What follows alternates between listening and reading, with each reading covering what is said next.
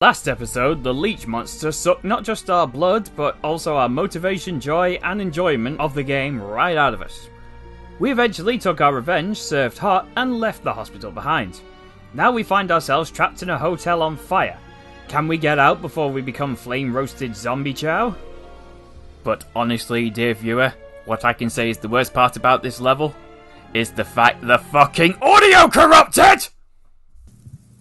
Picture number 4. Oh, flip it up. Yeah. This unfortunately means that I cannot play clips of our commentary because it will be massively out of sync and buggy, as you've just heard. So just enjoy this poorly narrated tale of how we were able to beat this level. This time, the team has a little attack power but a lot of utility. We start the level outside the flats with a close-up of some liquor butt cheeks. A map and a few items are outside along with an easily movable zombie corpse that's blocking the door, but we can't move it because, ew, gross.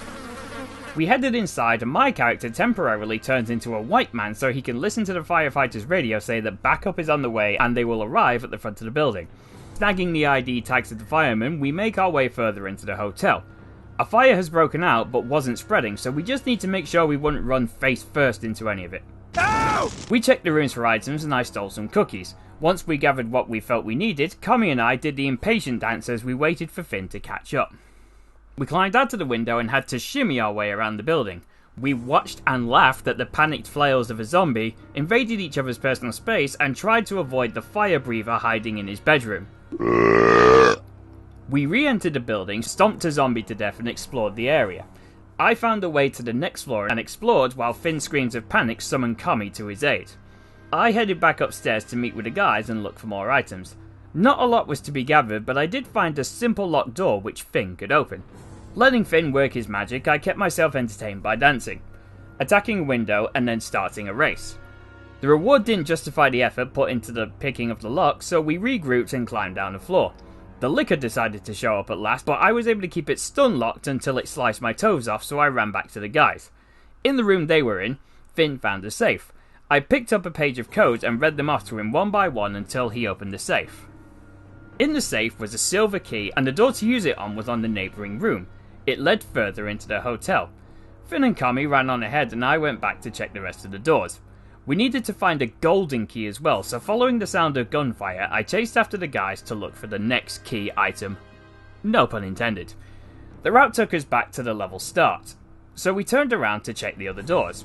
Another locked door and another lockpick attempt was interrupted by super speed zombies, but nothing a shotgun double kill couldn't handle.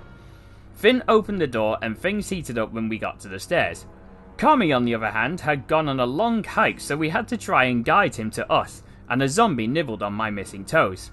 He caught up and we searched the remaining room for a supply top-up. Instead, we found another puzzle, involving paintings and switches. We had no clue what to do, so we left and kept exploring. One floor up, we found the solution. In one of the rooms was a knight statue that wanted the earth tinted in red blood, as opposed to what other colour of blood? It also contained a map that had the countries of the named paintings on it, with red squares. The solution was to flick the switches on the correct paintings to turn that part of the map red, so I asked Finn to flip the switch on Finland. Low-hanging fruit of a joke coincidence. And Kami found the last painting. He flipped the switch and the world turned into the bloody landscape that is symbolic of the world today. This unlocked the statue's hidden shelf and we took home the gold. Key, that is. Kami grabbed the key, Finn grabbed the shotgun and we made haste to the door of the hour. Took a while because getting lost and Resident Evil go hand in hand like morons and Twitter. When we did find our way there, Kami made his way inside while Finn helped me heal. During which time, Kami had already started pressing random buttons before we got inside. Having no idea what Kami just did, we went back to the wandering around aimlessly until Finn mentioned he found another door that needed a silver key. Through nothing but dumb luck, we found the silver key by walking around lost. Finn took us to the door, we got inside. Finn wanted to be the centre of attention for a while we plucked a red gem from an apple tree in the room. Bugger if we knew what this one was for, so guess what? Back to wandering around lost again with a little bit of sassy Finn. On the top floor we walked into a room with a wall we could shoulder barge open. We did so, formed the human centipede and were richly rewarded for destruction of property. Kami mentioned that he found a keycard and I remembered I'd seen a door that needed one. With time running out, we went as quickly as our average fitness bodies could to the room in question. Kami did the thing, and we got access to a security office. Inside was the biggest clue that could have helped if we found it earlier in the level, detailing that our way out was an escape ladder that would only extend when a smoke alarm had gone off. Kami had already turned on the power, so all we needed to do was find the ladder. We also found a statue which wanted the red jaw, and I spotted scratch marks that indicated a pushable object. Behind it was a secret door that led to the fabled ladder. The ladder lowered, we equipped our heavy duty guns just in case, then made our escape.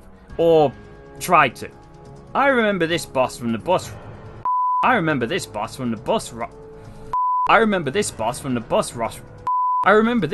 the bus rush modes in second game. It can't move, and if you can get behind it to blast it with shotgun rounds, it has a hard time turning around. Holy shit, that thing has got some buns on it. One shotgun and a half with a single acid grenade to the booty was enough to kill it. Just in time too, as the fireman arrived to get us out of this hotel hell. Outside, the fireman says it's best to get out of the city, and because we held on to the ID tags, we hand them over and then my character monologues dramatically as the camera pans away. But it doesn't end yet. Next episode is the finale of File 1, but trust me when I say, no one's looking forward to it.